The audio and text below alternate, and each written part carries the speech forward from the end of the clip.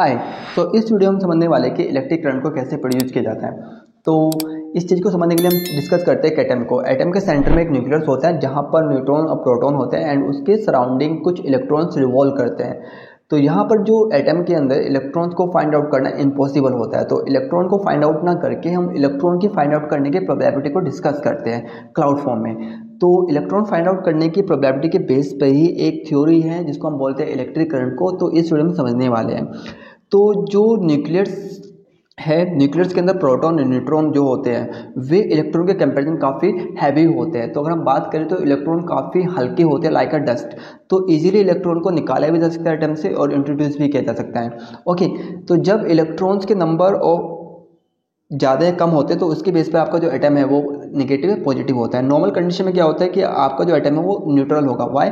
Because number of electron number of proton equal होते हैं। लेकिन अगर नंबर ऑफ इलेक्ट्रॉन आपके घटे तो उस केस में आपका जो एटम है वो पॉजिटिव होगा। अगर नंबर ऑफ इलेक्ट्रॉन अगर बढ़ते हैं तो उस केस में आपका जो एटम है वो क्या होगा? पॉजिटिव होगा। तो यहाँ पर एक थ्योरी आती है पॉजिटिव चार्ज और नेगेटिव चार्ज की।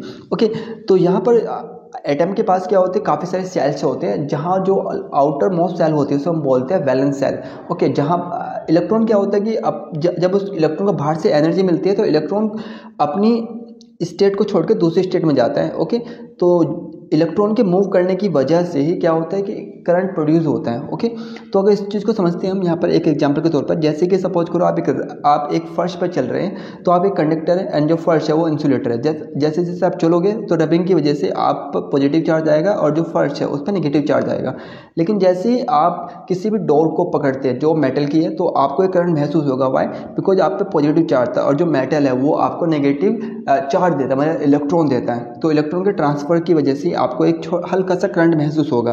तो ये था एक कॉन्सेप्ट ऑफ करंट। तो करंट जो है वो इलेक्ट्रिक जो इलेक्ट्रॉन्स होते हैं उनके मूवमेंट की वजह से होती है। होप आपको समझ में आएगा एंड वीडियो